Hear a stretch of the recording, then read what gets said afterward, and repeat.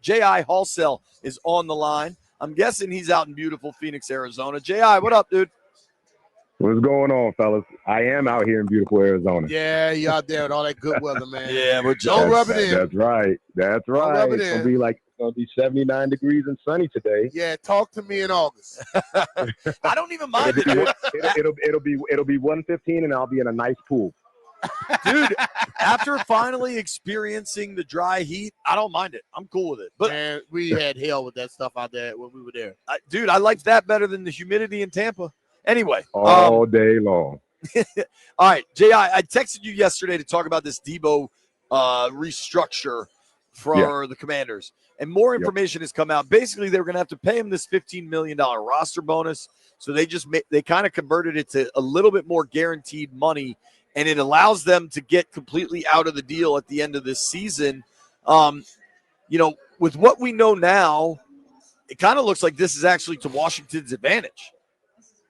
Yeah, I think, well, he was I haven't seen the details, but I know he was in the final year of his deal anyway. When he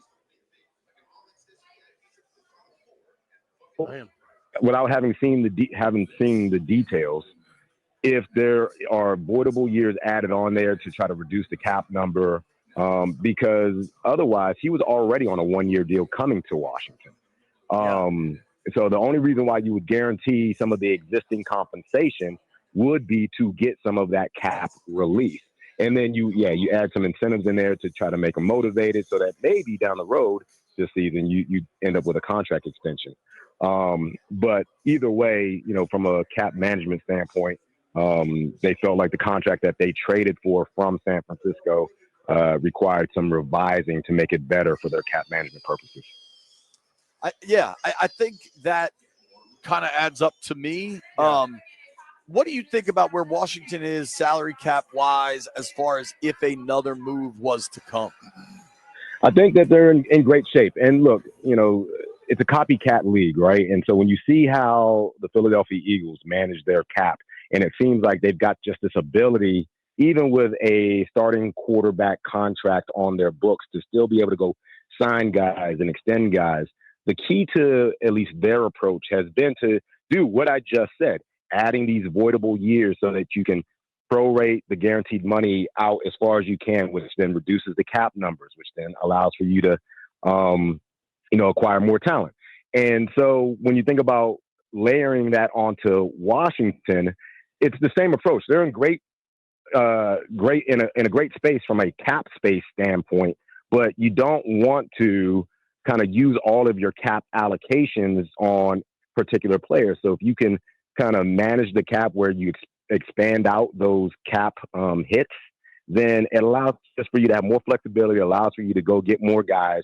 It allows for you, quite honestly, to make your current roster, the Terry McLaurins who are going into the final year of their contracts, as an example, happy by getting extensions done. So it's a long-winded way of saying that they're in a great space whereby if they do it the right way, they can kind of keep this momentum going moving forward.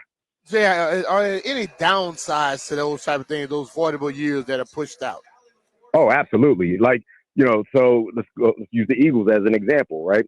The gamble, and it's a little bit of a measured gamble, is as long as you hit on more of those extensions, more of those contracts where you pushed, year cap allocations into the future. If you hit on more of those than you miss, then you're going to be fine because it's going to lead to wins. It's going to lead to a better roster. For example, in the Philadelphia example, they were able to miss on a Carson Wentz extension, as an example. Like, they gave the kid an extension, didn't work out, but yet they still been able to move on because they were able to get other guys extended early, guys like Devontae Smith and A.J. Brown. And you look at how they've managed their receiver position versus how Cincinnati's measured theirs, there's a stark difference. It becomes way more expensive when you don't do it that way, as an example. But there is, yes, a risk that if you do miss on a contract extension or a contract that you put voidable years in, that you're going to have to live with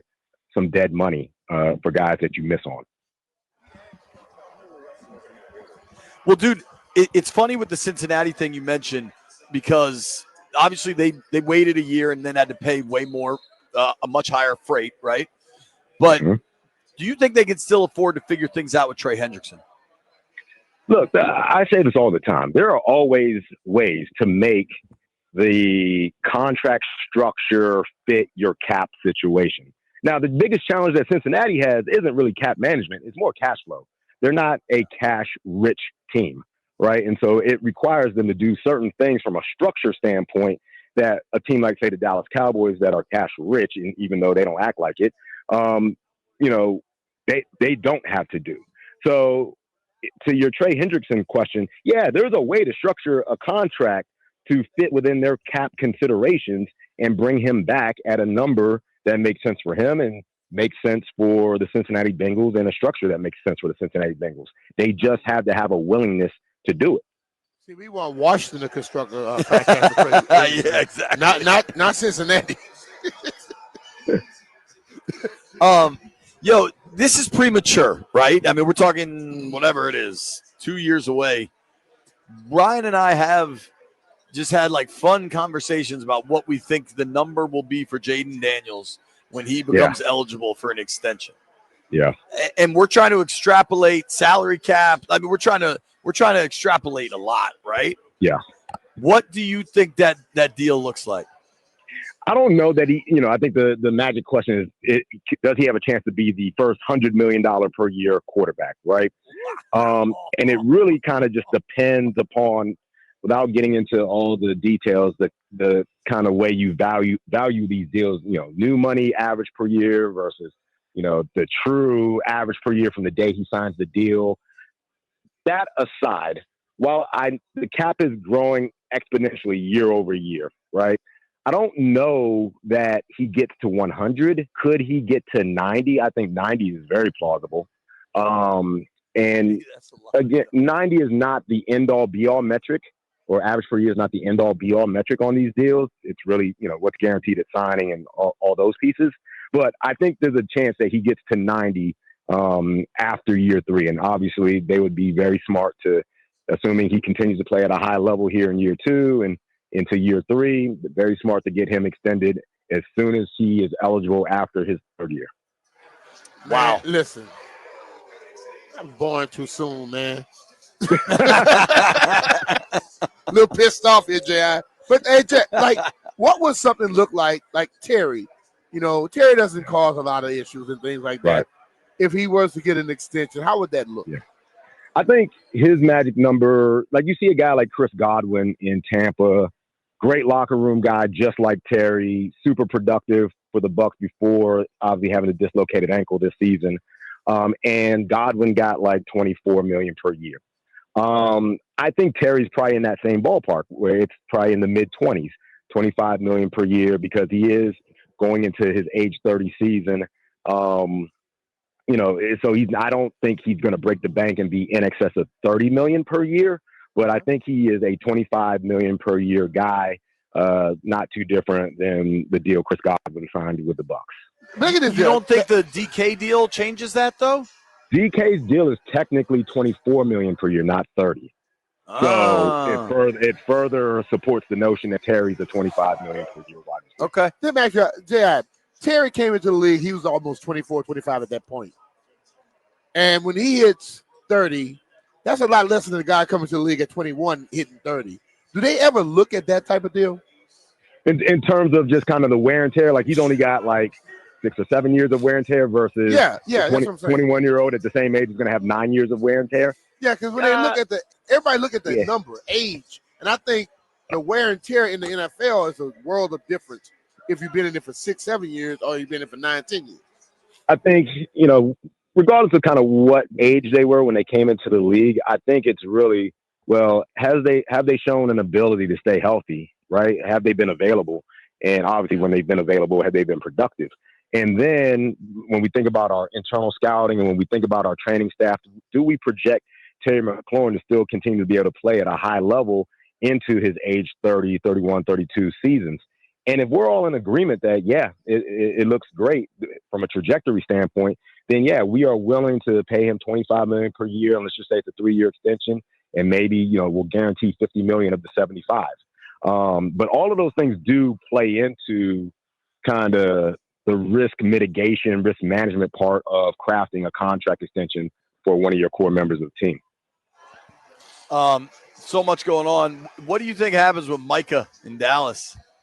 Oh, I mean, the weekend Myles Garrett and Max Crosby got those edge contracts. I mean, that was a great weekend for Micah Parsons, and he is keenly aware of it. He's on top of these things. So, I mean, Micah is going to end up being like a $45 million per year guy. At least he should be.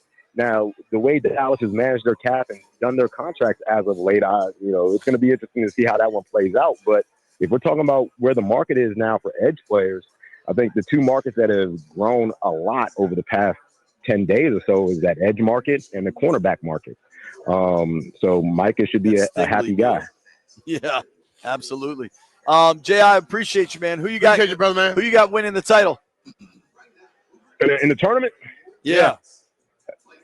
It pains me to say, but I got Duke. And I think, look, Auburn's really, really good. And I think Jonai is really, really good for them. But I'm going to go with Duke. Duke's good, man. I don't like saying it either. Yeah. Yo, thank you for the time, man. I really appreciate it. All right, Jay, I appreciate you, brother. Hey, appreciate you guys. All right. Ji Halsell. Give him a follow at Salary Cap 101.